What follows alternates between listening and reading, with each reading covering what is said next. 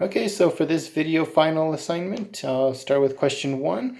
At the start of the program, I was nervous about working with patients and how to follow the code of ethics. I was overly concerned about not understanding what my role is in terms of how to follow the code of ethics. This made for a very cautious intern, very apprehensive about breaking in ASW codes of ethics, even though I never have, not in the beginning nor since broken in ASW code of ethics. Learning and practice led to shape a more confident identity.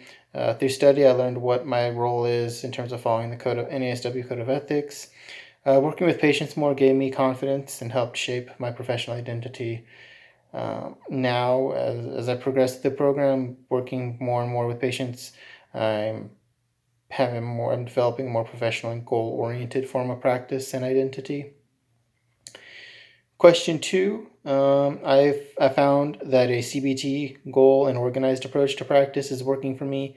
CBT is useful as often the issues patients that I work with have issues from poor thinking, such as poor planning and organizing in their thoughts, and issues related to not being able to control their negative thinking.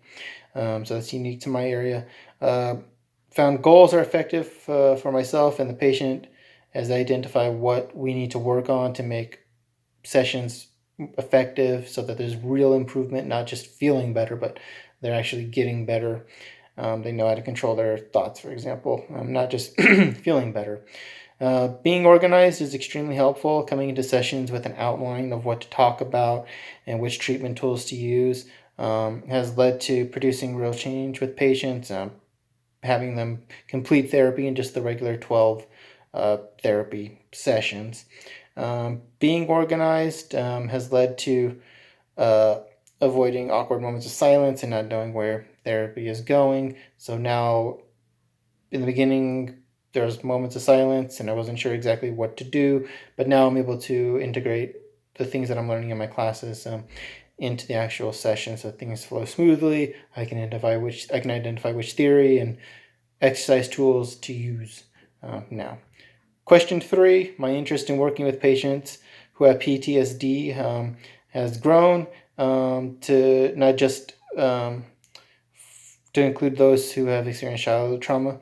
I have had the chance to work with patients who have extreme forms of PTSD that have challenged my skills and gained my interest.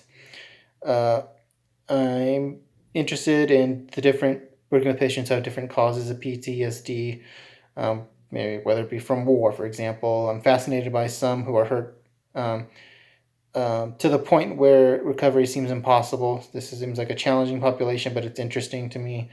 I want to learn how to handle this population.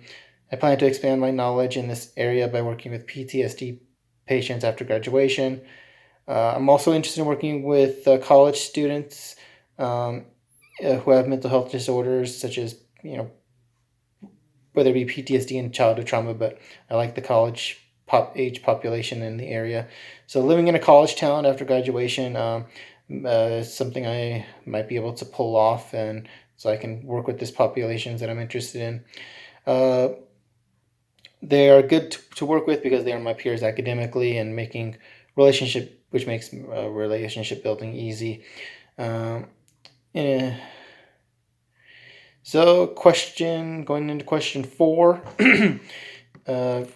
self-care has come in the form of keeping obligations outside of the field placement and classes and homework to a minimum, but whenever possible, what I do outside of school and my internship, I try and make that fun.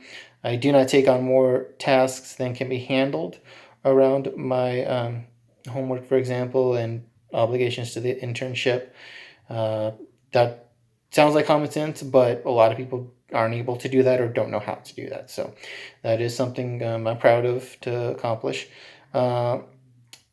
And I make sure that the field tasks, self-care, I make sure that the field tasks that I have are professional. It hold my interest. So, for example, doing a survey on a topic that interests me. So it's professional, it gets my work done, meets my competency standards, but it's also of interest to me. I do my hobbies, my reading, listening to music, and watching professional lectures. When working with patients becomes hard, I ask for help from my supervisors. This helps me to relax.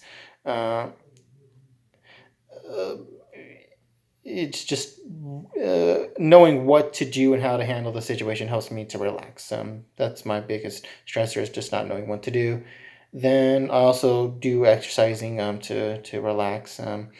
Uh, when school and field work are stressful, but I mainly do that after the issues are resolved. But other than that, it's been going well, and I plan to keep improving, working with more patients so that I refine my skills so that I'm ready by the time I graduate. Thank you.